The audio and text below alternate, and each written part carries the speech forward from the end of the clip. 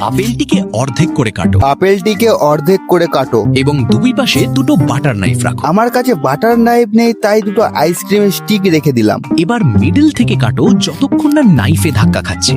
এবার মাঝখান থেকে কাটো যতক্ষণ না আইসক্রিমের স্টিকে ধাক্কা খাচ্ছে। তারপর সাইডে বাটার নাইফ বরাবর কেটে একটা টুকরো কেটে বের করো। আইসক্রিমের স্টিক বরাবর কেটে একটা টুকরো বার করলাম। একইভাবে বাকি দিকটাও কাটো যাতে ছোট ছোট স্লাইস তৈরি হয়। বাকি দিকটাও এইভাবে কেটে নিলাম যাতে ছোট ছোট স্লাইস তৈরি হয়। এবার সেগুলো পাখির ডানার মতো ছড়িয়ে দাও পাখির ডানার মতন ছড়িয়ে দিলাম। আর একইভাবে অন্য পাশেও রিপিট করো। অন্য পাশেও রিপিট করলাম। এবার বডিতে একটা ছোট খাঁজ কাটো এখন বডিতে ছোট একটা ঘাস এবং কাটলাম। বাকি অর্ধেক থেকে কেটে মাথার আকার দাও। মাথার আকার দিচ্ছি। তারপর চোখের জন্য এর বীজ বসাও। চোখের জন্য বীজ বসাচ্ছি। এবার মাথাটা বডির উপরে বসালেই তৈরি হবে একটা সুন্দর রাজহাঁস। কিন্তু এটা দেখার আগে সাবস্ক্রাইব করতে হবে। এটা হলো আপেলের তৈরি রাজহাঁস।